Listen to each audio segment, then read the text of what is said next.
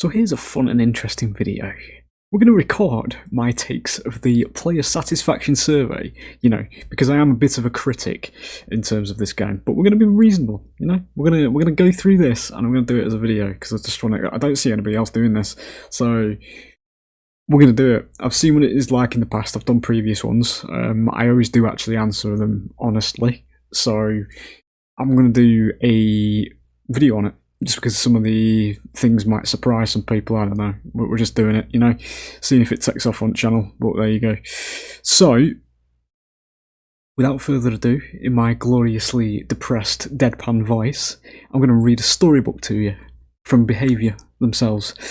So it says, thank you for taking the time to give your feedback on Dead by Daylight. The purpose of this survey is to measure player satisfaction and your opinions on several topics pertaining to Dead by Daylight. It should take approximately 20 minutes to complete. Jesus, that's long. I don't remember the rest of them, the previous ones being that, but okay. Once you respond to the survey, we may combine your answers with some of your in-game data, such as your in-game purchase history. Okay. Alright, we're spying on me, are we? Gotta get more of them Feng skins out there. I'm just going to give you 2 seconds while I immediately go and buy every Sable skin. That'll give you a good idea of what cosmetics I want in the game. Every Sable skin and every Singularity, every unknown skin. We'll go and add them to the pile as well. Right, anyway, shut up. The answers provided through the survey will not be shared with any third party and will only be used for purposes set forth in Behaviour Interactive Incorporated's privacy policy. There. Thank you for helping us to continue to improve the game. Okay. The Dead by Daylight development team. Right, let's hit next. Please refrain from disclosing personal information. Yeah, whatever. Right, here we go. So general satisfaction. Overall, how satisfied or dissatisfied are you with Dead by Daylight? Right, the way I'm going to do this is, for me, because I do make, slightly ranty videos here and there where I'm playing it and, it's shit game design and it's always behaviour's fault and all this kind of thing. I have spoke about this before. It is me venting. It's basically just blowing off steam whilst playing to stay concentrated in a lot of these situations. And it is 80 to 90% of the time, I will say in complete honesty, it is hyperbolic. So you're going to get a little bit of surprising answers there, probably from me personally anyway. If you do actually follow my DbD content, you might be a bit surprised here. So beginning with the first one, overall, this is like the big fucking general question, this one anyway, and it's like, overall, how satisfied or dissatisfied are you with Dead by Daylight? I'm going to say somewhat satisfied. The reason I'm saying somewhat satisfied is because the game, at its core, I do enjoy it. I've said that, I've spoke about this in the past, again, on my videos where I just fucking rant all the time.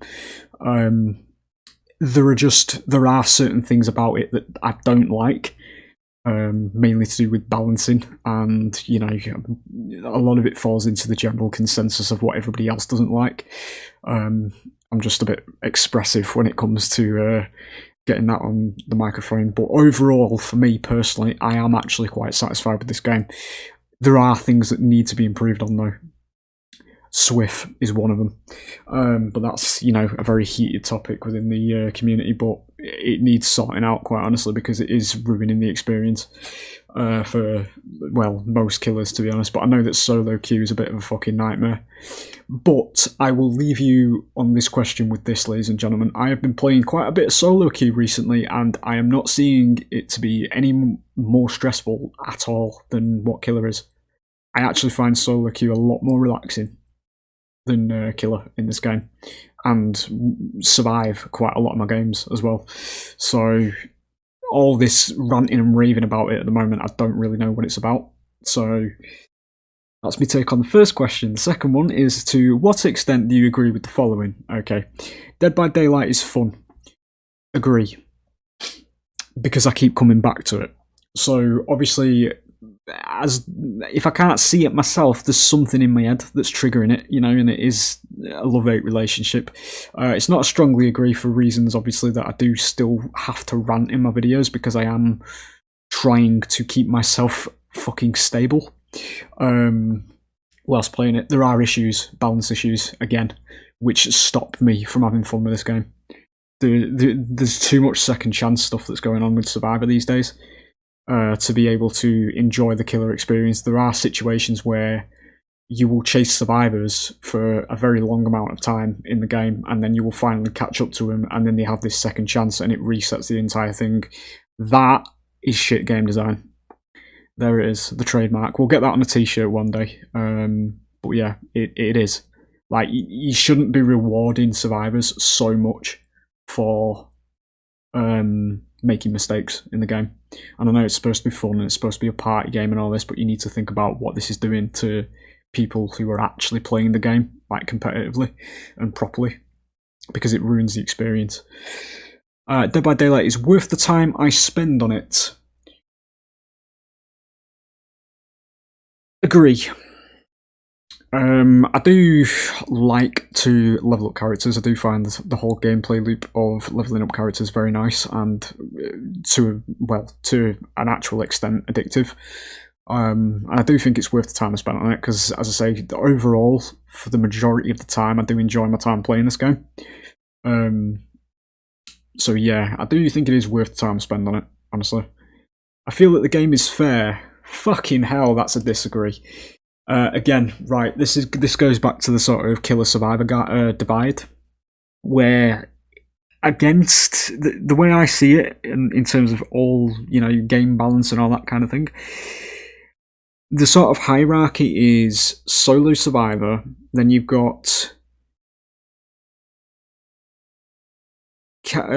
casual swift, we'll say, like an actual party setting, it is just people playing the game, Then it goes to killer. Then it goes to competitive solo survivor. I know that's probably a bit of a surprise to some people, because let me just tell you something, ladies and gentlemen. I have played solo queue now, and all it takes is a slight degree of cooperation, and you put yourselves to the fucking level of swift as solo survivor, because that's all you need to do. You go looking for a teammate who's on a generator, jump on that generator with them, and you will get these gens done before the fucking killer can do anything about it. I've got proof of that in several videos at this point. Okay, and then obviously at the very top, above killer, it is competitive swift. There is no killer in this entire fucking game that will actually be able to compete against a cooperative or competitive swift. It's categorical, fundamentally broken. Swift is just, you can't deal with it as killer. And that's a type of team. It's either cooperative, hyper cooperative solos or competitive swifts are a lot of the time what I get when I go out and play as killer, because I'm quite high MMR with killer, just because by virtue of playing it all the time. So obviously I'm killing, survivors here and there in games, and it just keeps elevating my MMR. So now I'm at the point where it is a case of, it's just, it's getting to the point where it is cooperative teams at the very least, and then it's obviously swift as well. And swift, playing against the competitive swift as killer, just to summarize it, is a fucking dogshit experience in this game. It doesn't feel fair at all. They've got mountains of second chances and free escapes, and it doesn't feel good. To flip that on the other side, when you play Survivor solo queue, if I was to be rating that based on that, because obviously I lean more towards being a killer main, but I do play Survivor. If I was to rank it from the Survivor side, I feel like the game is fair. I would say neutral, because it's more personal taste for me, honestly, because I don't get as triggered as much as when I die on Survivor, because I just don't give a shit. I die and I move to the next game, With killer, it's more personal because it is only you. You're a team of one as the killer, so it's a lot more frustrating to have 4 people take the piss out of you with all the second chances and gen speeds and all that kind of thing. So it's a lot more infuriating to lose as killer. Whereas Survivor, you're in a group of people, so it don't fucking mean anything. You lose a Survivor, you die and you move on to the next one. There's no hard feelings or anything like that. So for the purposes of that, we're going to leave it at disagree. Move on to the next page. In what country do you currently reside? That should be very obvious by my voice. Don't need to explain this. We do UK. Which role do you play the most? We do killer mostly, because we do play some Survivor. Which platform do you play Dead by Daylight on? That's obviously PC, the only correct platform to play games on. No, we're not going to start. We're not going to start that shit. I am just going to go into a little bit of a like 1 or 2 sentences here. I do think that we're diverting off topic here though. I know there's the console versus PC war shit, you know. But based on what I've seen through consoles, because I used to be a console player back in the 360 era and the early PS4 era. And when I switched to PC, I saw genuine fucking improvement. Like, it's just faster and it's more crisp, and it's just, for me, PC is just better. But there you go. Opinions, my friends, they do exist. What platform do you own? Why are you interested? It's just PC, mate. Okay. When did you start playing Dead by Daylight? I started playing Dead by Daylight, my friends, in 2016 because I am a boomer. I have been playing this game since the very beginning, not the alpha or the beta, whatever you want to call it, but the actual release on the Steam. Back in the day when it was actually a horror game. I've spoke about that in the past as well. The game was a lot dingier and darker, and you could make it darker as well with offerings, with bouquets. They were the fucking good times. And back in the days as well, when there was about 6 million fucking offerings for maps that would either slightly increase your chances of being taken, moderately increase your chances of being taken, you know, that kind of thing. I know they exist. But yeah, those were the days. But yeah, 2016 is when I started playing. Been playing this game since the very beginning. How often do you play Dead by Daylight with friends? Absolutely never, mate, because I don't have any. How many days a week do you spend at least 30 minutes playing Dead by Daylight? This is kind of like situational, really, because I go through phases. So how many days a week? At the moment, it's literally about 4 or 5, because I'm doing like daily videos. I am just playing it in my own spare time as well, so yeah, 4 to 5 days. How many days a week do you spend at least 30 minutes playing other video games? 0 or 1, honestly. Because I say at the moment, well, actually no, that's a lie, because we play Evolve. Yeah, it's 4 to 5 again. Yeah, no, we play Evolve. More than 30 minutes. How often do you watch Dead by Daylight? Content creators, i.e. streamers, YouTubers, etc. I watch them, it's going to be multiple times a week, but it's not really the big kind of multiple. It's like once or twice.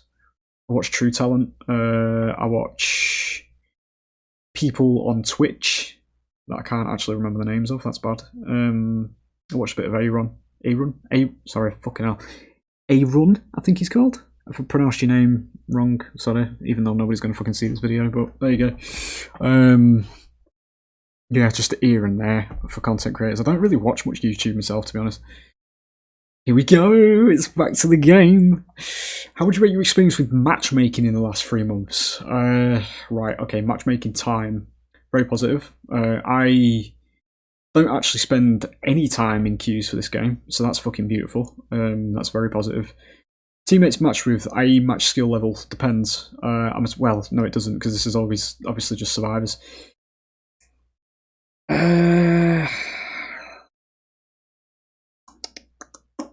Neutral. Teammates are very, very, very sporadic. To the point where it just looks like matchmaking doesn't even fucking exist, mate.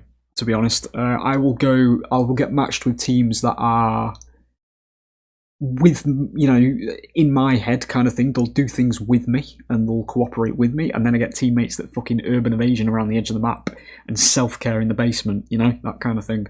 So there's no real in between either. It's just they're either hyper cooperative or very fucking bad.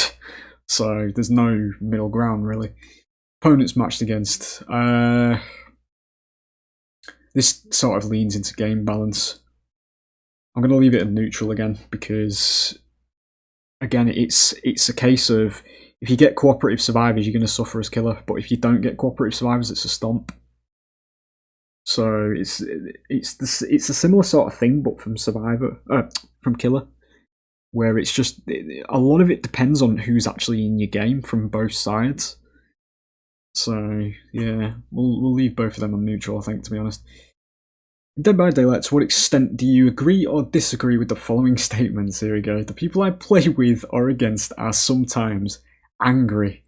That's an agree. There is a lot of people who get very fucking frustrated in this one. In fact, what's the rest of them?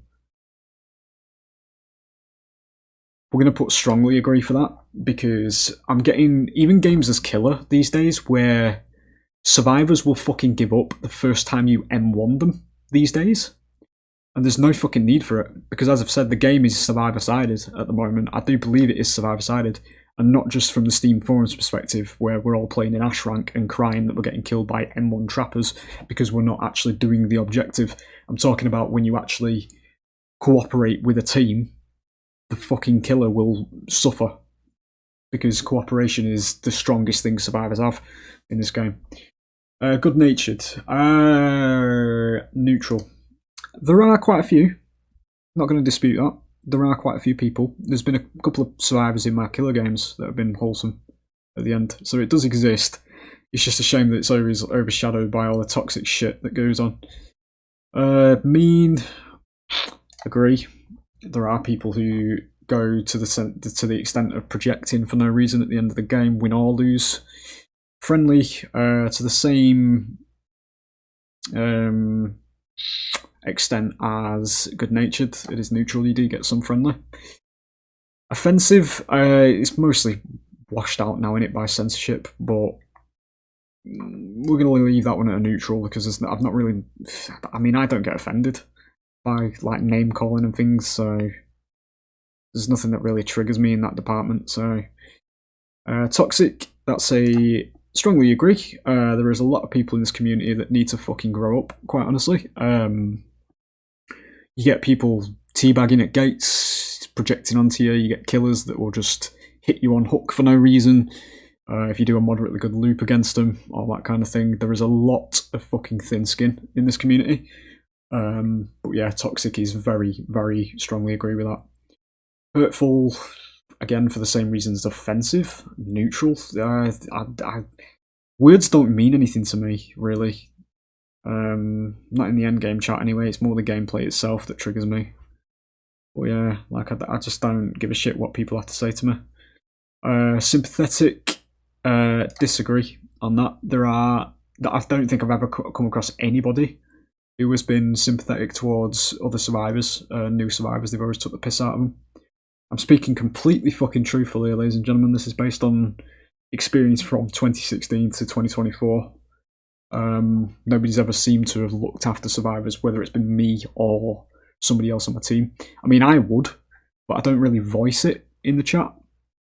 I still see where they're coming from as a new player if they do bad in a game, but yeah, there are people who will just take the piss out of them for some reason because they're fucking dumb fucks. But anyway, next, here we go. We'll move on to the next page here. Hey, what's this about?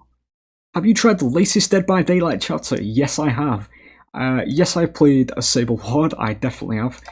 We've definitely played as the Unknown. I have played against the Unknown. Whether or not I purchased it, yeah, I've played against him. No, I've not played as Survivor. No, that's the last one. How did you hear about this chapter?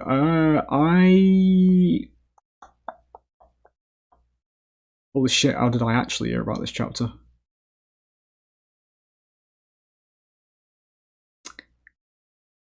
Reddit, that's the one, Reddit. Leaks.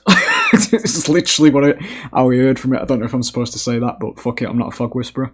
So, yeah, actual leaks on Reddit told us that was coming when they showed us the... it was actually, yeah, it was the teaser, the one in the tent. That was the first thing I saw about this, which made me immediately interested when we all thought it was a Wendigo that was coming. So, yeah. Satisfied or dissatisfied are you with the latest chapter, All Things Wicked? I'm very fucking satisfied, to be honest. I'm going to spend a minute here because I do believe this chapter is the best fucking chapter they have released in about 3 years, honestly. The Survivor is peak. I do love my goth girls and I do love my Sable. The Killer's peak.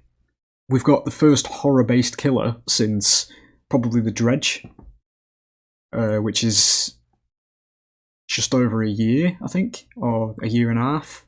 now. But yeah, very nice. The only thing I'm going to say is, the only thing to criticise here is a universal criticism I have of this game, where the animations of the new killer are fucking dog shit. They are really bad.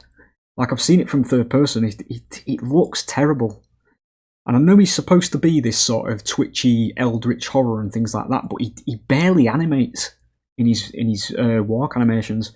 The same with the Skull Merchant. If you've seen the Skull Merchant from third person, fuck me. She slides along the floor, very obviously, because they tried to give her this sexy sort of hip sway walk, but she's not moving at the speed a woman doing that would be moving at, you know? So it just slides. It looks fucking stupid.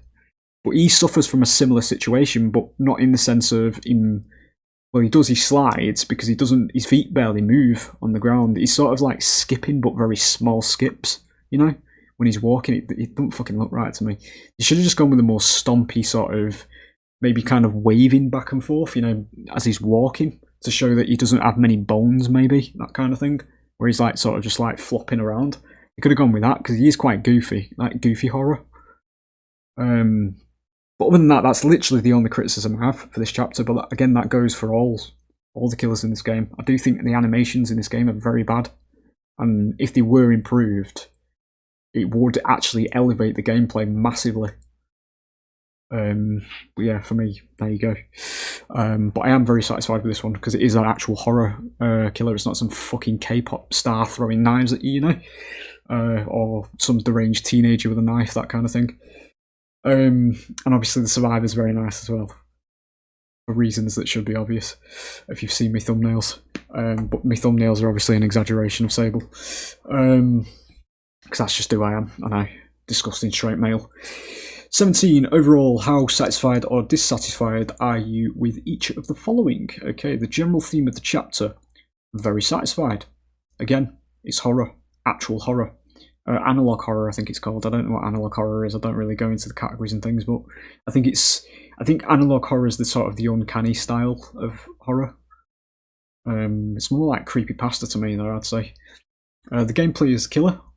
Very satisfied. This killer does actually have gameplay depth, because he is a skill shot killer. You have to land, you know, he's similar to Huntress, but he's slightly more forgiving than Huntress, I'd say, because he does have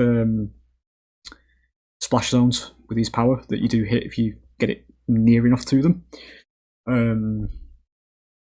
So yeah, I do think he's very fun to play. Gameplay against the killer.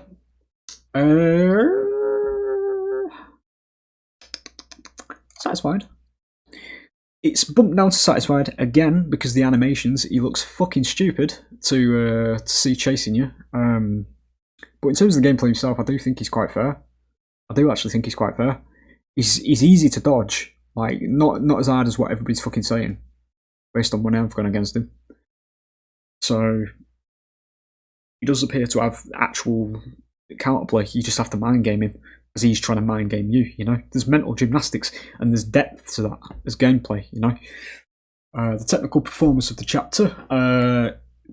I mean, again, just I'm satisfied because it's the animations. Again, I'm going to lump this into the technical performance because it's animations. You know, if they improved the animation work and they actually did decent walking animations for killers, I would not have to say any of this shit.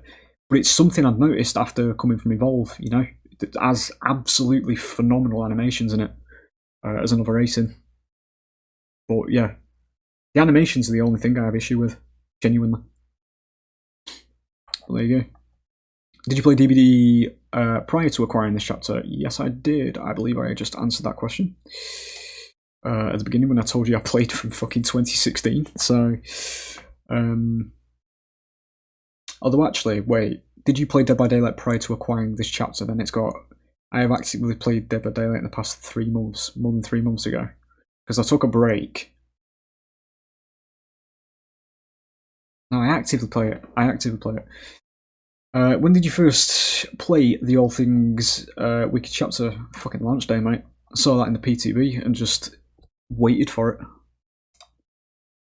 I was very hyped for this. Jesus Christ, here we go. Why are you making me read perks? Oh, right, okay. How fun is it to play with the following perks? Right, let me just, because they all begin with un, so I need to remind myself which ones are which here. When a survivor becomes injured by any means, Unbound activates for 20 praise. So it grants a 5% haste status effect for 10 seconds after vaulting a window. The thing is, I've not actually played with any of them. So, I played with the killer, but the perks are just, again, it suffers from fundamental balance. You can't run any of this if you want to, like, you know, play the game properly, because you need gen defense. So any of this is fucking useless. See, I'm going to rank this based on me playing a mental game in my head right now with it.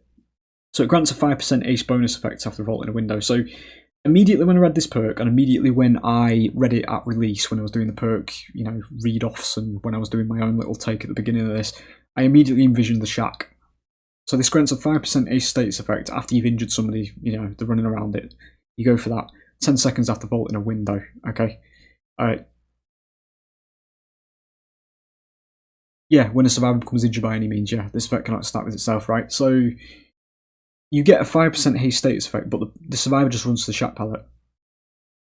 And then it's gone.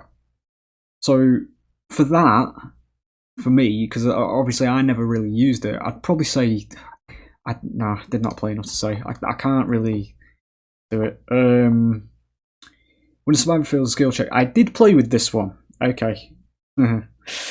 So, ladies and gentlemen, we're going to immediately rank this as not at all. Because this one, this was based on a couple of games I did. I played Doctor, and I played Impossible Skill Check Doctor with this perk, and I did not get a single fucking token into it.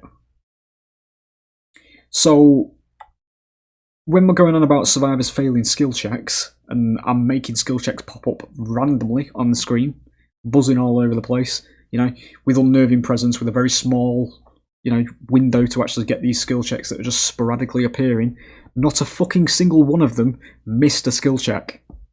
So, to get 3 tokens, which is when you kick a generator, it blocks it for 3 seconds and it starts regressing, you know, 3% of its total progression.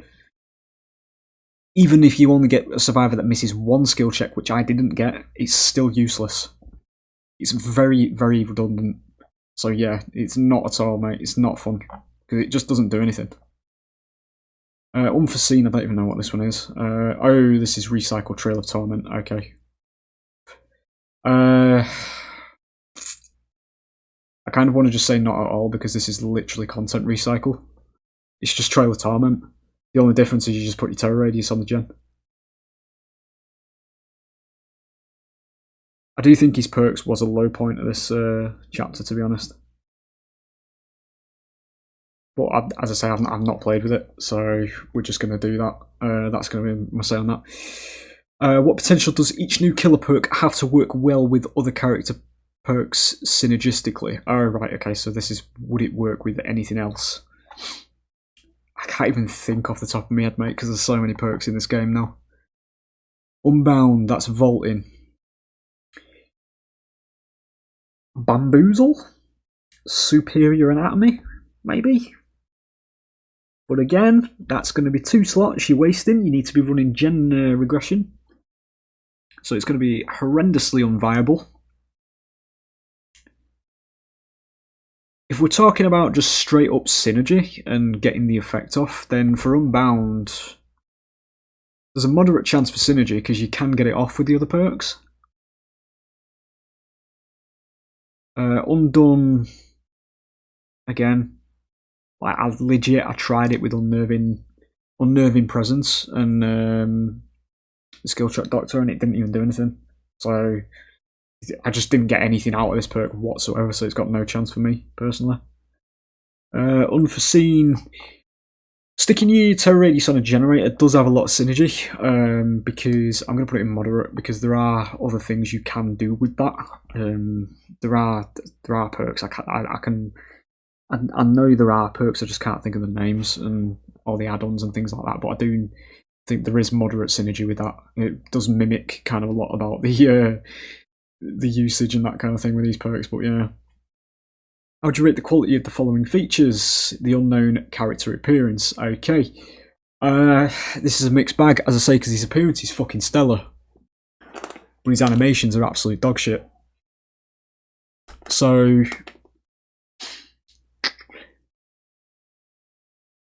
I want to push for this more, so we are going to say very high quality, but again, it's the animations.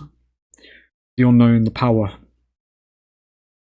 Yeah, I'd say it's quite decent. I'm going to put high quality. The reason I'm going to put high quality in, I'm very nitpicky when it comes to this, guys. And, you know, it's something that's a little bit of fucking... It is nitpicky. But when you pull his power out, it sort of hovers in front of your screen. If you look at the little tendrils that are at the side of the space chode, as we'll call it, they're literally just floating in the air. Like, there's two little things that are just floating. It's like, what the fuck, you know? They're not supposed to be there, obviously. They are coming out of his neck, which is where this power actually comes from. It's not actually his dick, which, you know, if you've not seen this killer from third person, it'd be hard to believe, quite honestly. So, but yeah. Yeah, there's little things like that do bother me. But it's things that are fixable, so I don't know why they don't do it.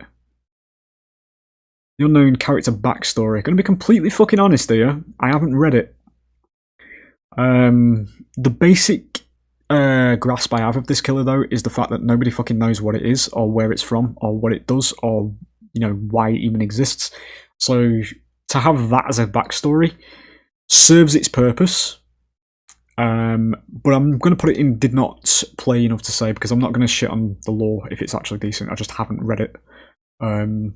I did actually mean to read it, so I probably will read it at some point, but to be safe, I'm just going to do that because I haven't at this moment read it. So, how engaging do you find the general theme of The Unknown? Extremely engaging. Please do make more monsters and horror characters, please, Behaviour. I don't want to be strapped into killers that are fucking Rule 34 bait. Yeah, it's alright to have one every now and then. You know, we've got the Trickster, we've got the Legion, we've got, what was the other one? Wesker. I mean, he's from another game, but people still want to see him shirtless. All that kind of thing. I'm going to say there's nothing wrong with that. As I say, I'm fucking thirsty, mate. I want all the Sable cosmetics and, you know, give me more fucking shirtless Davids. And that's as a straight male as well. I don't mind that shit, you know. I do support both sides of the ballpark for sexualization in video games, because video games are for fantasy, you know. The constant pushing of realism and beauty standards and all this contrived, utter fucking tripe that the gaming industry is trying to force on people these days, because we can't look at tits and we can't look at, you know, anything that's sexualized these days because it's harmful to the children, or whatever excuse it is these days, you know. It's utter bullshit, quite honestly. But anyway, that's a tangent away from this. It's going on about the fucking monster, the killer here. Going back to that, I'm just saying, please do make more monster killers. Dredge, Singularity, The Unknown. There's probably another one in there somewhere. Pyramid Head. I mean, that's not original, but he's still something that isn't just a human, you know, something that isn't just a fucking guy with a knife, you know, is always good. So, there you go. That is my thoughts on that, before we go into the tangent. Fuck me, dude, this is like a proper essay, innit? Relative to other killers, how powerful do you feel The Unknown is? Stronger than the average, definitely, but that is a positive thing. I'm going to say straight away, there is a positive thing to be said to have a killer that is actually a fucking threat. Okay, take it from this as at this point in time, Singularity main, and the fact that you literally, when you play as Hux, Singularity, you have to fucking jump through hoops to do the basic of shit, most basic of shit. The Unknown feels like he has constant chase pressure. That is good, ladies and gentlemen. I know it's a hard pill to swallow for some Survivor players that want easy wins and they want free escapes and that kind of thing. They want the ego stroke, all that kind of thing. You know, not every killer in this game is going to be an Ash rank trapper for you, alright? There are going to be some killers that you can't easily loop for 5 gens, and The Unknown is one of them. And that is why it's good, because it flips the gameplay on its head, and he's actually a threat in chase. So this is good. And I do think he's stronger than the average killer. 100%, 110%. He's very viable. I do think he's... I don't really go into the fucking meta of like rating and doing tiers and all this kind of shit, but I will say that I do believe the Unknown is actually up there, close to Nurse in a way, because he skill checks the opponent. If you're being chased by the Unknown, a good Unknown, you need to know about pathing. You need to have game sense to play against this killer, because if you don't, you're going to go down very quickly. And that's obviously, that is a good thing for me, because it separates the wheat from the chaff, you know, as Wesker would say. Because it does require a mental state to fucking play against. So it is refreshing. There's too many killers in this game that are countered by very simple things. And it's culminating and, well, incubating kind of thing, this very baby mentality within the majority of the survivors and people who play this game, who just fucking DC as soon as they go down, you know, that kind of thing, because they're not used to going down against killers. But there you go. The following list of qualities that may or may not apply to any given killer. What? The following is a list. Oh, right, okay, so it may or not apply to. Yeah. Please evaluate to what degree each statement is true of the Unknown. Okay, we're having a feedback on the Unknown here, aren't we? Right. If survivors were using survive with friends, this would not help them against this killer. Not at all true of the Unknown. Swift will help you against every fucking killer in this game. Okay, let me just make sure I have actually answered this right, because there's a loop of words here. If survivors were using survive with friends, this would not help them against this killer. Not at all true of the Unknown. I don't get which end I'm supposed to pick here. If survivors were using survive with friends, this would not help them against this killer. No, yeah, it's not at all true, because it will help him. It will help you against him. Swift will destroy any killer in the game. Just mountains of fucking evidence over the years I've been playing it. It fucking breaks the game. Not Swift as a casual, but Swift that's used for a competitive advantage. Destroys any killer. Even Nurse. 100%. It's fucking brain dead. You lose all kind of tension in the game whatsoever. You just know where the killer is 100% of the time. You can cooperate gens, you can cooperate heals, cooperate saves. You do everything just way too well for any sort of killer to be able to act on it based on the game's actual design. So, yeah, Swift will still destroy this killer. This killer can travel around the map with ease. Very true of the Unknown, and that is very strong. Very good. I do believe this killer does have the strongest traversal in the game, quite honestly. I really do. The only negative to it is obviously that he doesn't have 100% complete control over where he can teleport.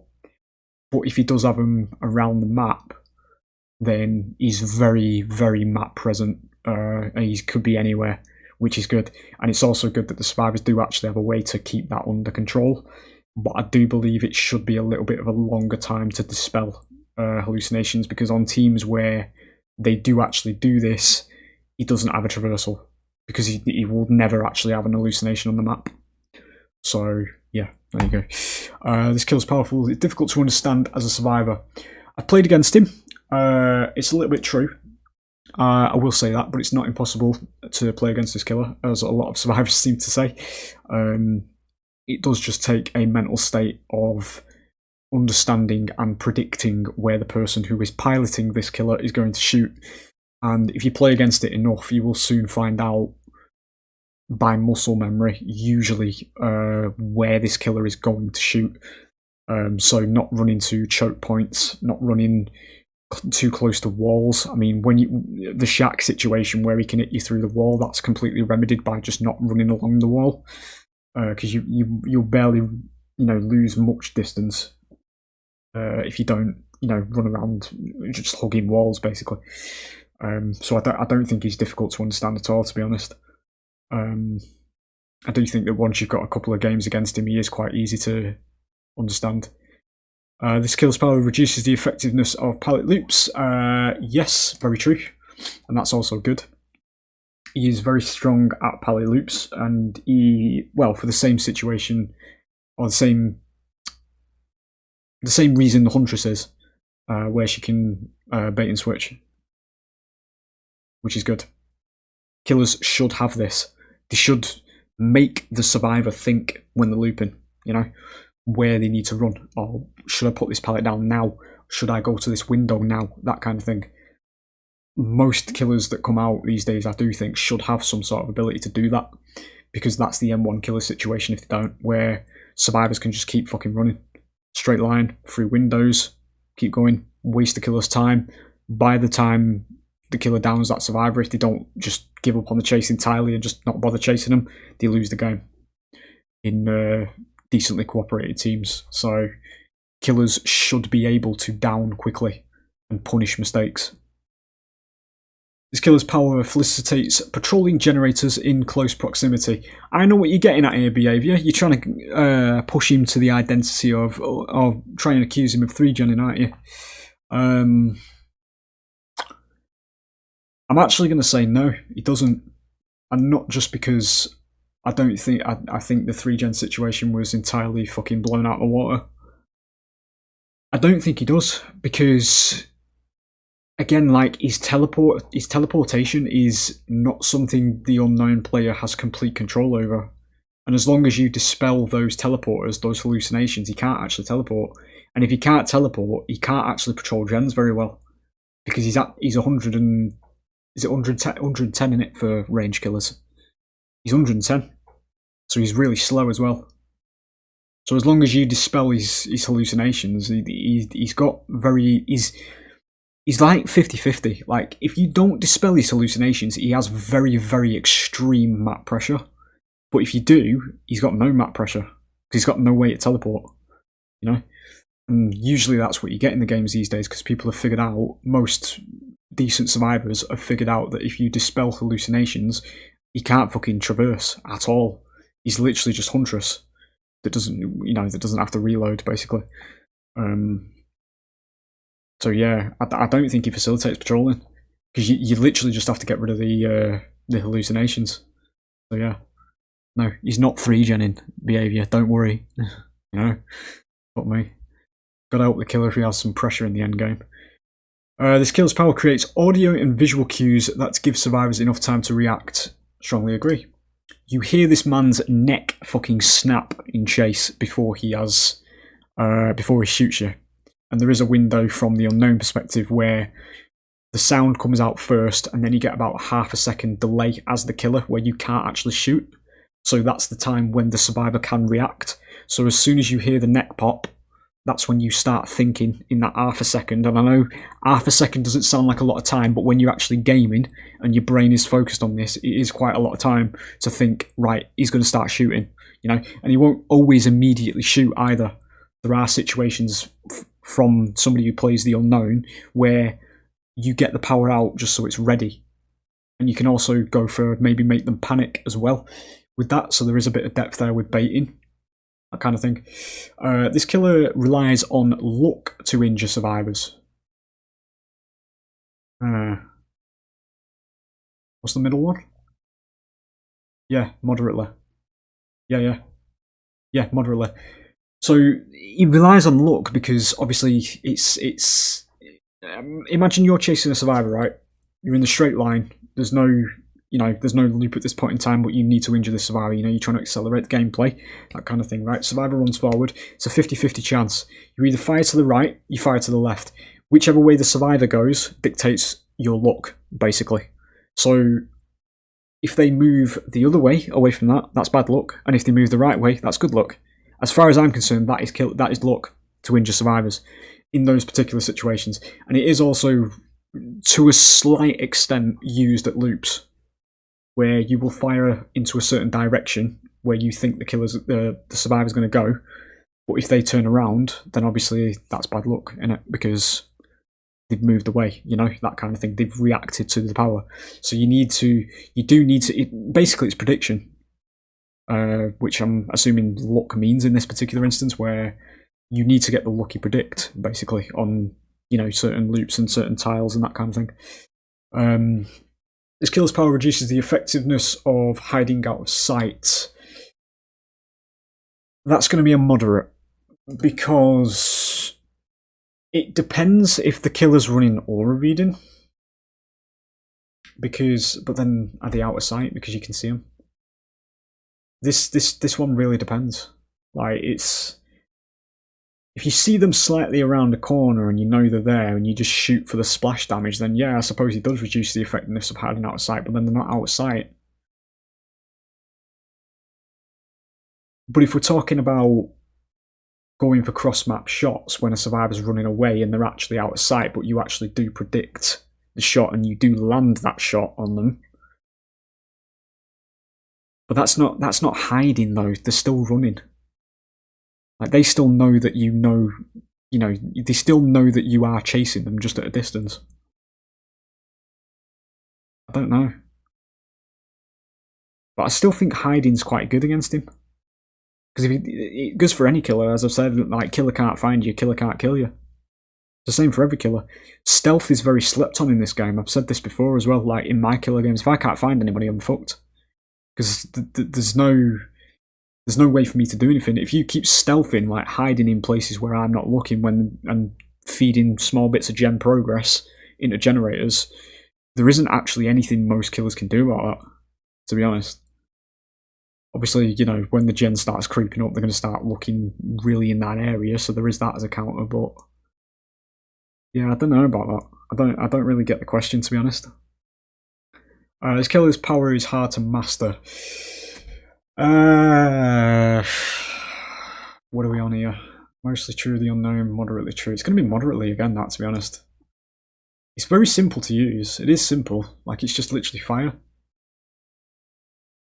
It's going on about bouncing it, innit? Bouncing the power and going for long range shots and things like that. But I mean, I got it on my third game in, really, when I started figuring out his bounces and his long range. But obviously, that's 8 years of me throwing boulders in Evolve to just know about basic game trajectory. I used to do that in multiplayer all the time and land hits with that. So for me, it was like stepping into old shoes, to be honest, with pot shotting and things like that, and playing a lot as the tank in Left 4 Dead, that kind of thing. So I did used to play that kind of stuff back in the day before I started YouTube. I just know about shooting things. I know about landing shots on people. But yeah, in terms of that, yeah, I think it's moderately hard to master, because obviously you're going to be spending our first few games getting used to it. But I don't think it's massive big brain IQ to master, to be honest. But I don't think there's anything wrong with that either. I do think him being quite friendly to moderately new players is good. What do you appreciate the most about the unknown? Fucking hell, I have to type this one out, ladies and gentlemen. I appreciate his design. Do I have to write this as a big piece of poetry, or can I just list them off? His design, his skin potential, because my god, this man's got the biggest fucking skin potential out of every killer in this game. Closely followed by Singularity, and Dredge. All the monsters basically have massive skin potential, but because they aren't, as I say, women or effeminate men, we've not been maximising the income, have we? But again, as I say, there's nothing wrong with it. I do believe that both people should be able to, everybody should be able to get skins of that design, because it's fine, leave it. It's just it always loops back to the sexualization argument for me with skins in games. It just doesn't need to happen. There should still be sexualized things. There should be sexualized women and there should be sexualized men in games, because I do not want to get home from work after looking at fucking ugly people all day and play as an ugly character, right? So there you go. I mean, I'm no spring chicken myself, so I'm not exactly fucking attractive. So I will play as attractive men in games. I will play as attractive women in games. It makes fucking money. Stop lying to yourselves, okay? Just do that shit, yeah? Fucking hell. We'd never had this issue in fucking 2006 or 2001, we're fucking regressing. But yeah. Skin potential for this killer, though. Very hyped for it. So his design is skin potential. I was going to say his voice lines there, because I don't think they'll record new voice lines though for new skins. I do think they'll just keep it as just a male and female voice. It would be nice to get new voice lines maybe for specific skins, you know, that relate to the skin you're playing as, because obviously it's supposed to be like a victim. But they won't do that because it's, again, I'm not insulting them, but it's behaviour. We don't do things like that in these games. I think that's it, to be honest. He's designing his skin potential. I will put his gameplay in, because I do like his gameplay as well. So it's pretty much everything though, isn't it, really? I do appreciate most things about him. I genuinely think he's good. What do you appreciate the least about the unknown? There's seriously nothing. Well, the animations. I'm actually, his walking animations. It's a serious fucking issue with this game, mate. His walking animations are too stiff. Too stiff and glidey. Yeah, we'll put that. Yeah, and glidey. Is that a word? I don't know. Fucking autocorrect's telling me it's not. But yeah, it's the animations in this game. But this goes for every killer, or most killers anyway. It's just, if they spent more time making the animations and lining them up to the character's speed itself, it would look a lot better, this game. But they don't do it, and it's consistent nearly every killer release that comes out. But yet they make these Mori animations and they make these lobby animations, but then you get in the actual gameplay itself. Even his hooking animation's a bit jank, the way he's holding survivors, because they've reused Nemesis's carry rig to do him. He puts them under his arm to carry him. That's what Nem does. But it's just, there's the Mori animations in this game are really good. Like, there's the decent animations. Like, I don't know if they're actually mocapped. I don't think they are, but some of them feel like they are, because they're actually really smooth. But then you see the running animations of the killers in this game, it's like, fucking hell, dude. They're really bad. Terrible. And I'm genuinely hoping at some point they fucking change Skull Merchant's walking animation. Or just speed it up slightly so it at least matches vaguely, you know, how she's moving. But yeah.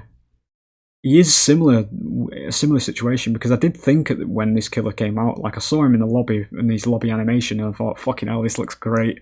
And then I was immediately struck with the realisation that I thought, how the fuck is he going to move in-game? Because his legs are back to front, you know? And then there it is, he literally just twitches and slides along the floor, and it's, fucking horrible. They could have done it like a sort of crawl animation, but I do think his animation should have been more stompy and kind of like, you know, like floppy when he's walking, because it'd look a lot spookier. Like, he's literally just, his character is centralised, so it's like the middle of his body, like his legs kind of thing, so his arms sort of like flop around and his head's flopping around, that kind of thing. I was physically acting that out, by the way, if you couldn't tell by my voice getting closer to the mic. But yeah, the animations he's got at the moment are just, nah, not for me. Playing as him's fine, obviously, because you don't see that shit, but yeah. Anyway. So this is going to be Sable, innit? Yes, it is. Oh, I've got rave reviews about Sable for you. How would you rate the following perks in terms of usefulness? Right. Invocation, Weaving of Spiders. This is a gamble. So I'm going to dictate this based on, I'm going to evaluate this, I should say, based on actually getting it off, you know, but based on the time you have to wait as well, because I believe it's, was it 180 seconds, I believe, is it? Or is it 120 seconds, 2 minutes. That's without other survivors. So, usefulness, if you get it off, you spend 2 minutes to put brand new part on every generator on the map, and I'm going to say that is moderately, because it's the only thing that's stopping it from very is fucking the 2 minutes, because we have to factor that in, to be honest, with it, because obviously it's not going to happen all the time.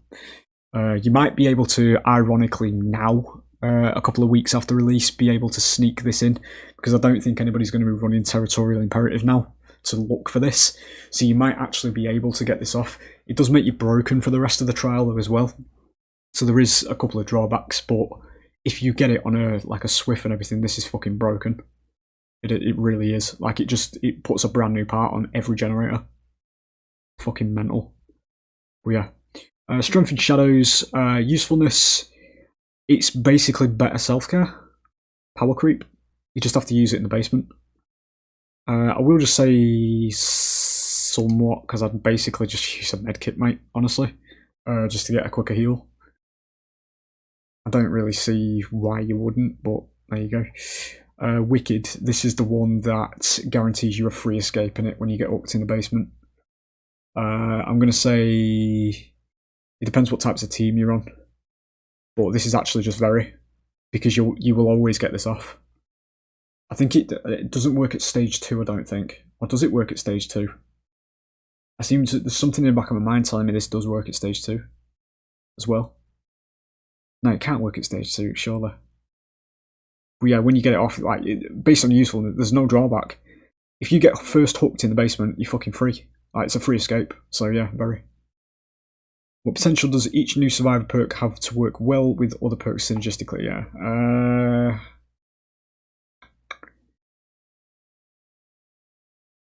I mean, this works with literally every single fucking gen speed perk, so I'm going to put considerable. Because obviously Prove Thyself, Deja Vu, this all amplifies it, so it's a shorter time. So provided you do get it off synergistically, yes, it does have a lot of chances for synergy. Strength in Shadows, Botany Knowledge, maybe. Add a little chance, maybe. There's not really much, to be honest. Not that I can think of, anyway. And Wicked. I was going to say Deliverance then, but it's actually counter synergy, that, isn't it? Because it don't really mean anything. That's a meme combo, actually, probably, isn't it? Deliverance. Wicked Deliverance. It's got synergy with Borrowed Time. It's got synergy with Decisive Strike. It's got synergy with Dead-Hard. Yep, it's got considerable amounts of synergy and bullshit you can do with that perk. So, yes. How would you rate the following features? Sable Ward, character appearance, very high quality. Please do make more characters like Sable, please. Or, well, give Sable more cosmetics, please. Don't replace Sable. She is the one and only. You know, Feng 2.0. But yeah, very high quality. I'm very happy that they have made Sable, though, jokes aside. Because a goth girl is something that's actually rare, but it's always spoken about, you know? Like an actual proper, like, goth girl, you know, on the nose kind of thing, like Sable. Which is why I like her so much. Because she's one of my people, you know. I'm literally, and I shit you not, at the moment as I record this video, I am in my room in the dark, you know. I am in a cave at the moment. As Sable sort of does, because she's very, very basement orientated. But again, as I say, character backstory, I haven't read it. I'm going completely based on appearances, I know. I'm very easily pleased, but I will probably get round to reading it at some point, but again, just for the same reason as The Unknown, I've not actually read it at the moment. I just hope they're not going to take this as, at least, well, it's only me anyway, and a handful of thousands of people, so it's not really going to mean much, but don't skimp on the lore. I do like the lore. I do read the tome stuff and the Rift things, so yeah, please do keep the lore coming. How engaging do you find the general theme of Sable Ward? Extremely engaging, thank you. No more to be said there, we've already said our piece on it. She is my type, my friends, so there's always going to be positive reception there. Right, the map, okay. What's your experience playing on Grenville Square? I'm going to say... oh shit, hang on. Yeah, what is your experience? Okay. So this is basically how much have you played of it. I've actually played a moderate amount.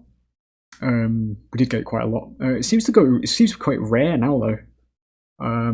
After they've obviously lowered the numbers. Overall, how satisfied or dissatisfied are you with the gameplay? As the killer, very satisfied. It's actually a very fair map for a lot of killers. and you know I am somebody who's a bit of a stress head, and I do get stressed out on certain maps in this game. But killer wise, I do think this map is actually very balanced. I do think it is very good. There's a lot of pallets that aren't necessarily safe, but there's a lot of pallets at the same time, so the number of pallets sort of offsets the safeness of it, you know, where there's a lot of pallets that are actually quite dangerous, but there's also a lot of them, you know, so there's a lot to use, so you have got time for Survivor. I've not played as much from the Survivor perspective, but I have played a few games, and I will say for Survivor, I would be satisfied with it. I do think overall this map is actually very nice. I do think it's very good for everybody, based on my personal experiences. It's not a map like Garden of Joy where I load into it and I think, oh, fuck's sake, kill me now, you know? It's not one of those maps, so... And as a sister to that map, you know, because it is in, I don't know what it's called, the realm. What is the realm called? Garden of Joy? Not Garden of Joy, it's something weird. It's like the rift or something in it. No, because that's what Haddie looks into. The crack or something like that. I don't know what it is. I don't know what it's called, but yeah. Grenville is very nice. Greenville, I should say. Compared to other outdoor maps, how easy or difficult are the following on Grenville Square? Finding generators, just right. It is easy to find generators, and it is also hard to find generators. So it's just right in the middle. I do believe there should be such a thing as actually looking for generators as the survivors. Because, well, I mean, there are perks that just highlight them, i.e. Deja Vu and give gen speeds. So this is only applicable if you're not running Deja Vu or, what's the other one called? Visionary, which I used to actually run before Deja Vu got buffed. Patrolling generators as the killer. Depends on the killer. Obviously, for an M1 killer, considerably harder. But in terms of patrolling... You see, that's a bit extreme there. It's just right, because it's not too difficult. Yeah, just right. Injuring a survivor in a chase. Again, too easy. It's not too easy, it is just right. Because it is good. Like, there is maps that have... there is pallets that have gameplay for both sides on this map. So, it is a very nice map. Escaping the killer in chase. There is shack, there is main building. For Survivor, there's not a lot of line of sight breaking parts on this map. It is very wide open. So this is bothering me. It's not too difficult, but it is quite difficult, because too difficult sounds insidious. Like it's too difficult, make it easier, you know? Oh, just right. Based on this, but I'm not putting too difficult, because it's not. Like, I can escape killers on this map. Finding hatches. I mean, that's RNG, again. Like... This is so weird, man. This is weird. This is... You could say just right for any map in the game with finding hatches. Because it's RNG. Like, just right. Seeing the survivors from afar. Right, okay, there you go. That's a bit too easy. But again, it's not a negative. Locating pallet and vault loops, that is too easy, because there is a lot of them. In fact, I'm going to say much too easy, because there is a lot of them. But again, that's not a negative, even for survivors, when playing a survivor. Being able to locate pallets and vault loops is good as survivor, so why does it say much too easy as though it's a fucking downside? What the fuck are these rating things? Like, both sides sound negative in this instance. Finding hooks. I've never had an issue with finding hooks, it's much too easy. We'll put one into both sides then. Memorising the layout of the map. Right, okay, much too easy. The only reason I'm going to say this is because this map doesn't seem to change from what I've seen. It seems like it is just the map, you know? It is just that map. I've not really experienced noticeable RNG with it. So, yeah. But that's the first one I'm using much too easy as what it implies, you know? Like, it is a bit too easy because it's just the same map over and over again. Finding a hiding spot when the killer is nearby. Ah, there you go. Right, okay, there is the first one that might be a bit too difficult. Because as I say, there is... line of sight is a luxury for the killer on that map. There is a lot of... there's like a big, massive open spot in the middle of the map where you can basically just see straight to the back of the fucker. If you stood at the theatre, you can see like where to the statue is at the north of the map. So it might be difficult to find the hiding spot, but again, it's not a negative. You're going to get chased, that's the game. Locating exit gates, that's much too easy, it's fucking highlighted to you. Why is that a question? Like, it's much too easy on every single map in the game to locate the exit gates. No, it's not, that's from Killer. Good point there. It's an outdoor map, so locating exit gates is too easy. We'll put it there. But it's not, again, not a negative. Like, you should be able to just glance and see, right, there's the exit gate, you know?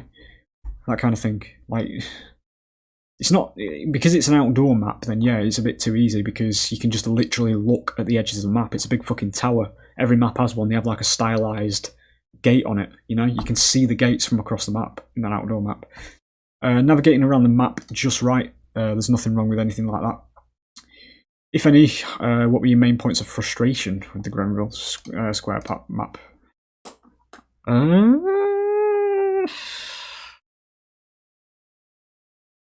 about a 70 to 30 lean towards Killer.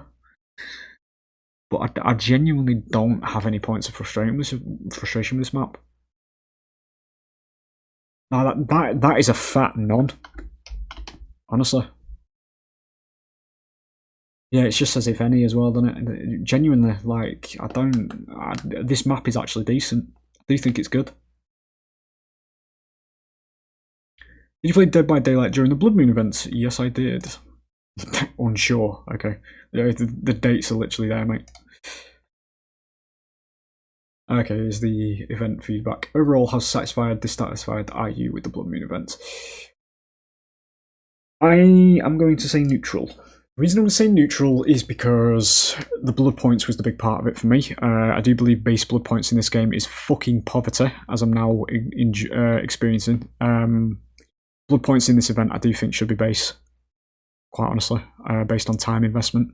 Although I do work, so I'm not on the game 24/7. So just in terms of the actual character progression and things like that, I do think that the Blood Moon points was actually a nice balance. Like, you'd go into a game, get about 150 to 200k each time, and then you'd be able to get a solid few levels into your character each game, which enables you to, you know, obviously go further. And because we're doing 100 levels of this shit per character, you know, so there's plenty to do, if you know what I mean. But in terms of the actual event itself, I mean, that's part of the next question, actually, thinking about it. The event was just, it was lackluster, honestly. I'm going to say that it was slightly engaging, but it's just extended lunges. It was extended lunges, and I don't even know what it was for Survivor. Oh, Iron Will. In Blood Zones, that was it. These are at the level of appeal of the following design elements in the Blood Moon event. Blood Moon themed cosmetics. Extremely. Always is with this game. The art team carries it. It's fine. Don't go any further. The lobby's thematic redesign. I liked the lobby, mate. I actually really liked the lobby for that one. It was very Doom-esque, to be honest. That's what it reminded me of, the blood sort of planet and that kind of thing. Like, it was like space, but like a blood planet, like skulls and in like a survivors were on like an island in the middle of blood. It was really good. I did like the lobby's design. Blood Moon events key art. What do you mean?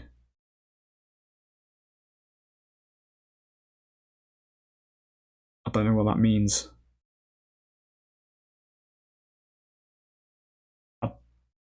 I'm going to put NA because I don't know what that means.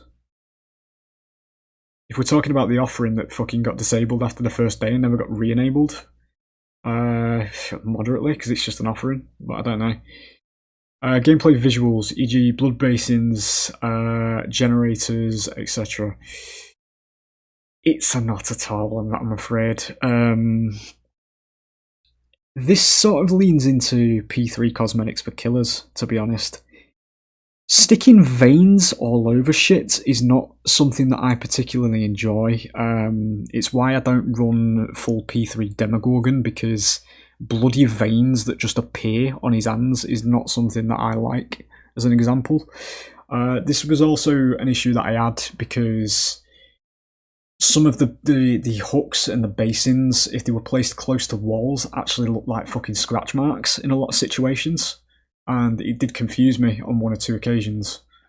So the visuals were a bit more... It was actually mechanically bothersome, to be honest, for me. More than anything, but overall, like, I wasn't a big fan of like big red glowy fucking veins all over everything. I prefer things that are a little bit more realistic and more grounded, kind of thing, for me personally. So yeah, not at all for me. I didn't really buy too much into it, to be honest. Overall, how fun was the gameplay in the Blood Moon event?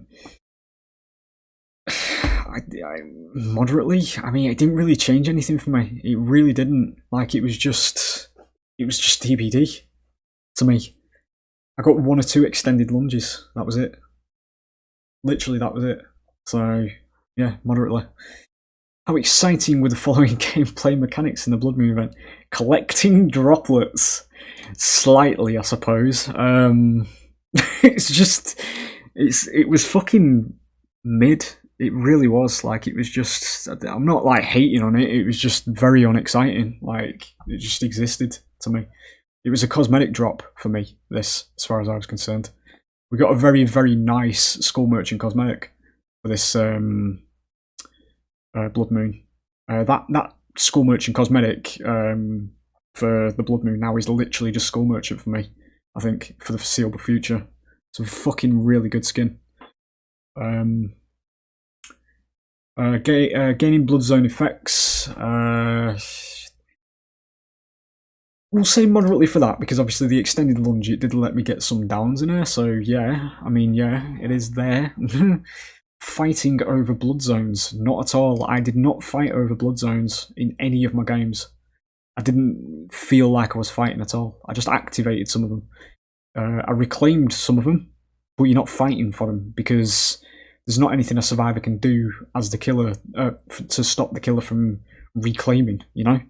So, or there's nothing, well, there is something a killer can do. They can hit you while survivors are reclaiming, but in terms of survivors, they can't fight back, so you're not really fighting for them. So yeah. How impactful were the rolled effects? Well, unaffected blood zones, survivor effects, quieter grunts, bonus crouching. Not at all. I didn't really get any benefit out of it, to be honest. I didn't really play much Survivor in the Blood Moon though anyway, so it's a close to an NA that, but again, like I played 1 or 2 games and it's just nothing, mate. Longer lunge attack time, yeah, like slightly, because yeah, we got 1 or 2, but I'd run coup de grace, you know? It just sort of existed. So yeah, how appealing are the various cosmetics from the Blood Moon collection? Charms, moderately. I'm not somebody who lives for DbD charms, but you know, they're there. Again, player banners, yeah. When this first came out, I was a bit pissed off with it, because I was like, fucking hell, they're going to fill the rift with this shite, you know? But they've actually done it in a way where it doesn't, you know, it's only ever at the end of the rifts, and it's only, you know, for actual, you know, missions within tomes and things like that. So that is the best way, for me personally, they could have done player banners anyway, so I've not actually got an issue with them now. I have warmed up to when I'm using them. I just thought it was going to be like, you'd open a rift and there'd be like 6 million of these fucking things, you know, they're all the same one but in different colours, you know, like some games do. It's fucking wank, mate, on that. Event outfits, extremely very good as always. Store outfits, again, extremely very happy with the cosmetics in this game. Player badges, moderately, again, for the same reason of player banners. How was the pace at which you obtained blood trinkets?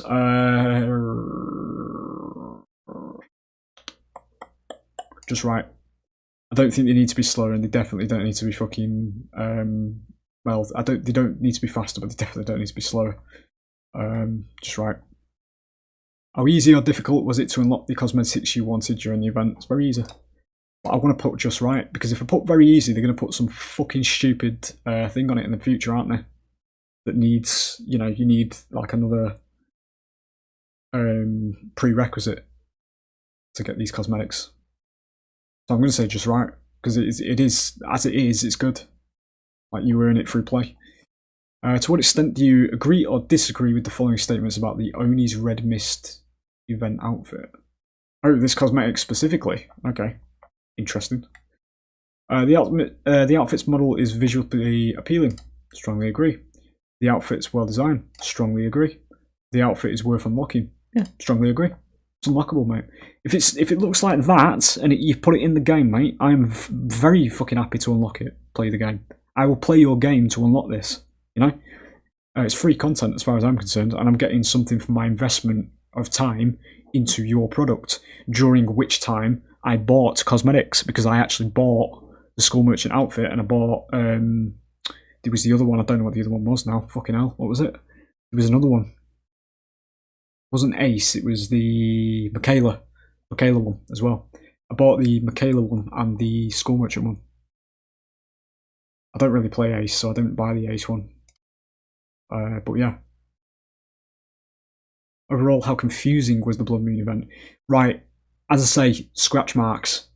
There were situations where I genuinely thought some of the blood things that were on the floor were scratch marks. I'm going to put slightly, because obviously it was very easy to understand. Like, you were just fucking collecting droplets off people and then putting them into a basin, you know. Slightly is just because it looked too much like scratch marks in certain areas. But yeah, other than that, it's not confusing. It's just very bland. Where did you learn about the details of Blood Moon event? Dead by Daylight official accounts, playthrough, trial and error. Gameplay details tab during the event. Yeah, that's where I learned about it. Yeah, that's literally it. How clear was it to gain blood trinkets? Completely clear. I am not a fucking numbskull. I can see where I need to unlock things. Please don't oversimplify things, behaviour. I will figure these things out, don't you worry. Were you aware of the event community tracker? No. I still don't know what that is. How clear were the following gameplay mechanics in the Blood Moon event? Blood basins. I believe I've just been asked this question. How clear were the following gameplay mechanics? Blood zone effects, moderately, because at the beginning I didn't actually know what I was getting, but that's obviously just down to me not reading. Blood basins, yeah, moderately. Very, no, because you just walk up to it and then it just tells you. Completely, yeah, completely. Droplet charges, slightly. It was a fucking small number in the bottom left of my screen that was very easy to lose track of. How long should the Blood Moon event have lasted in Dead by Daylight? This one, permanent. I'm conflicted, because permanent would allude to the blood points, because I do think that should be base, but the event itself, it's a 50-50 split. I'm just going to put a week. Blood points should be the same as what they are in this though, at base, I think. I really do think. Like, it's just better. In a few words, describe one thing you would remove and or change in the Blood Moon event. Fuck me. Right. Change.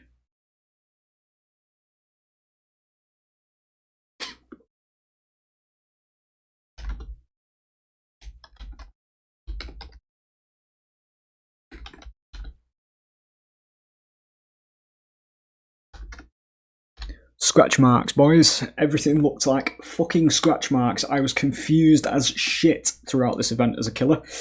Even hooks in the distance sort of looked like there were scratches on walls.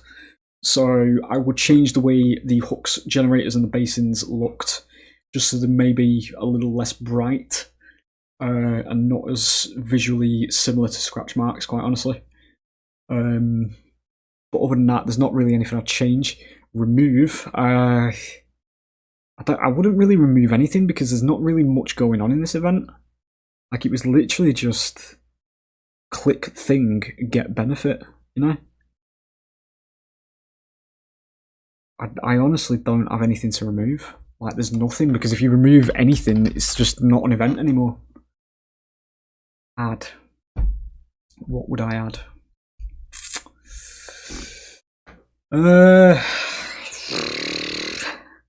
More cosmetics. Yeah, make more of that. Fuck it. More cosmetics. Honestly. More cosmetics. Because the cosmetics, they're good. Genuinely. I've said this before, I am a whale. Like, I do have money to be able to buy things. So, I will buy things that I enjoy. And 90% of the skins in this game are fucking bangers. Like, they nail it every time with the cosmetics. It's just certain other aspects, like animations and things like that are fucking weirdly shit in comparison. It's such a diversely skill-gapped development team, you know, that it's fucking weird. But yeah, I'd say more cosmetics in your events. Just fucking get more of them out there.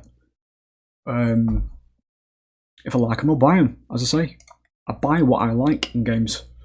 I've always been like, you know, I'm not one of these people that sits in like the cave and thinks, oh, this cosmetic is an attack on my rights because it's asking for my money, you know, that kind of shit. But obviously when there's people, you know, kicking off about the likes of TCM at the moment, that's obviously respectable, because I wouldn't pay, you know, fucking pennies for the shit they're fucking trying to sell you in that game, because that is bad shit. It's literally just pay to win and very half-assed skins and content. So yeah, everybody's got every right to be pissed off about that. But in instances like this, where there is artistic effort put into cosmetics, I will buy that shit. And it is something I do push for, because we do need more detail in games these days. We're fucking going backwards as far as I'm concerned. Fucking, we're at 54 questions, mate. This was supposed to take 20 minutes. How do you distribute your time playing Dead by Daylight between custom and regular trials? I exclusively play regular. That are friends, mate. Which of the following both represents why you play custom trials? Best why you play custom trials? I don't play. No, none of them. Which of the following best represents why you play custom trials? Can you leave questions out? I want to avoid long wait queue time. There's no queues in this game. I'm just gonna put I don't play, cause I don't play custom, just in case. I don't play custom games. Survivor bots in custom trials only. Why? I don't play custom games. I've played against Survivor bots, so I'll just base this on the bots I've had in live games when people give up when I fucking hit them once as an M1 killer. Against Survivor bots as a killer, slightly easy. Some of them do actually mind game better than actual players, so we'll say slightly easy. With Survivor bots as teammates, when I'm actually playing Survivor though, it is very hard because they just refuse to do anything. So, do hard. How interested would you be in selecting the difficulty of Survivor bots in custom games? I mean, yeah, sure. Difficulty is something we can have, I suppose. Were you aware that disconnected players are replaced with Survivor bots in regular trials? Yes. To what extent do you agree or disagree with the following statements of bots in regular trials? Survivor bots hinder the team's ability to achieve its collective objective within a regular trial. Somewhat agree. The current state of Survivor bots reflects the skill level of teammates I'm paired with. What the fuck? That's a question. The current state of Survivor bots reflects the skill level of teammates I'm paired with. It fucking does, mate, in some instances. I'm going to put agree for that one. The addition of Survivor bots negatively impacts the competitive integrity of a regular trial. Yes, it does, because they won't be able to go against a decent killer. I will say that. I feel connected to my teammates' actions even when Survivor bots in a regular trial. What? Do you have feelings for robots? Is that what this is? I don't actually know what that means. I don't know. It's not something I've really thought about. How easy or difficult is it to play with and against survivor bots in regular trials due to a survivor disconnecting? So how easy or difficult is it to play with and against survivors? With survivor bots as teammates? Slightly hard, yeah. It does get a bit fucking bad, quite honestly. Depends if we're talking about a win, because I don't play a win as survivor, because it's fucking how I play this game to relax. So, I mean, I'll stick it in hard for the survivor players. Buff it their way. Against survivor bots as a killer, some of them are good, some of them are just not. There's a very weird kind of balance, but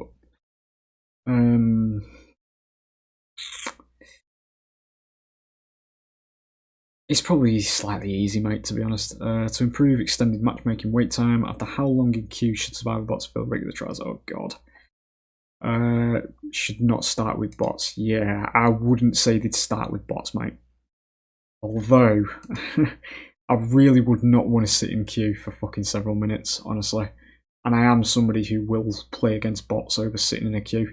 For me personally, I'd rather just get some gameplay.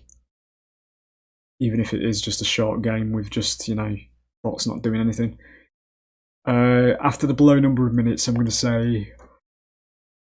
So that's me, guys. Fucking hell. That's how long this has been going on for. 20 minutes behaviour. Fucking hell. I'm going to say after 2 minutes. 2 minutes is a fucking long time to wait in a queue, honestly. But yeah, I do think after that point, they should put bots in trials and just get the game going. How responsive are the developers in addressing pain points? Fucking hell. Oh. Slightly. There is a lot of shit in this game that is going unfucking done, my friends. Based in balance and just everything. There's too much to fucking list, my friends. But I do see the faint light there. I'm not a game developer, so I don't know what goes on behind the walls, you know, and I know I do say in my commentaries, you know, it's shit game design and you're all fucking stupid. It's all just venting. But I do believe there could be improvement, quite honestly, with what is going on and what is being fixed, what is being seen to, and all that kind of thing, because there are issues with this game, and there's PTBs coming out that don't address relevant issues. It's just something else that's completely unrelated, like buffing DS to 5 seconds for some reason. Where the fuck's that come from? But yeah, like, fucking hell. There needs to be something done, or something changed, yeah. Or is the pace at which Dead by Daylight updates the following? The pace, so this is the speed, innit? Map balance. Too slow. Reason I say this is because we are still waiting for a Garden of Joy fix after about fucking 2 years, nearly, whenever Dredge release was, whenever that was. There was talk of the house being fixed on Garden of Joy. It is still the fucking same, and it's still problematic to this day. Please do fix this. But yeah, for that reason alone, literally, it's too slow. Because Garden of Joy is fucking unplayable for M1 killers. So it's an auto win. Auto lose, I should say, for killer. Auto win for survivor. If you're not playing a killer that has any sort of chase power.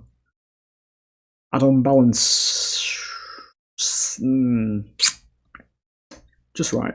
They do go through add-ons quite relevant, you know. New content, new perks, killers, survivors. Personally, slightly too slow. But this obviously would bring issues with it, because obviously I would like to see new killers and new survivors more frequently. But yeah, as I say, like, it's... for me personally, I'm going to put slightly too slow, but I know that obviously there is balancing to do with this sort of thing and that kind of thing, but I would like to see, you know, actual content in the game a bit more frequently, rather than, you know, just waiting 3 months. I mean, it's good that there is cosmetics spaced between, that is good. So there is content coming to the game, obviously, but Yeah, new killers and new survivors. Yawning again, boys. That's really unprofessional. Yeah, just it needs more. You know. Killer power balance. Just right, I'd say. They do appropriately address it. Perk balance, yeah, same again. Just right. How satisfied and dissatisfied are you with the pace at which Dead by Daylight addresses the following? This is the same question. Why don't you just fucking put it up here? Addresses the following. Oh, right, okay, bugs. Could be a little bit better, to be honest. Quality of life features, perk search bar. Perk search bar. Okay, yeah, that's a feature. The highlight of the quality of life features. Stick it there. It happens. It's just something that exists. I'm going to put satisfied with cheaters. I have not really gone against many cheaters in this game, and there was a speed hacking Michaela in a game recently that I reported, and I logged in to find a message from Behaviour telling me that they had actually took action. So they are doing it. So, satisfied, yeah. How likely is it you would recommend Dead by Daylight to a friend or colleague? Well, I mean, it's extremely likely because I already have done. I talk about it with my colleagues in work. So, yeah, I've already done it, so it is extremely likely because it's happened. In the last 3 months, have you recommended Dead by Daylight to a friend? Yeah. That's for reasons I've just said. Which of the statements, it's 67 questions here, fellas. Fucking hell. Which of the statements below best describes your experience with the following games? What? This is fucking insidious, isn't it? Why do you want to know this Behaviour?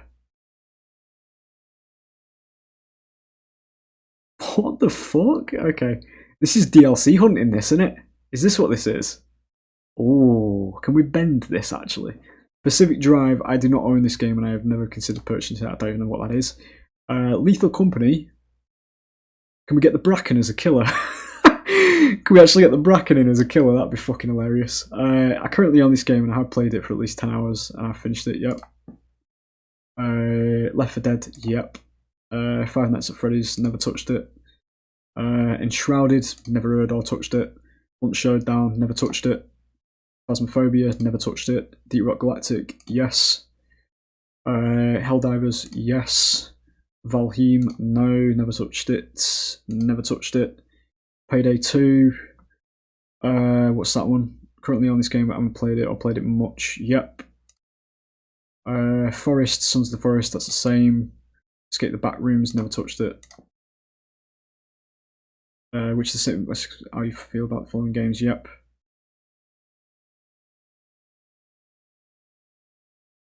I'm assuming this is based on what I picked, right? So my art skips there because I thought, right, is this the next DLC here? Out with these four? I was like, who the fuck are they going to get for Helldivers? A democracy killer? Or a bug? That'd be quite cool, actually, one of the bugs. The Helldiver as a survivor. That'd be quite funny. An unarmed Helldiver. Left 4 Dead, I'm an avid fan of Left 4 Dead. Literally my childhood game. Helldivers 2. Yeah, casual fan. I don't play it as much anymore, but yeah. Deep Rock Galactic, casual fan. Yeah, play it every now and then. And casual fan again. I play them on and off, so yeah. What gender do you identify as? I am a male, okay? Nothing else. In what year were you born? That was the year, ladies and gentlemen, law of 96. How would you describe your experience level with Dead by Daylight?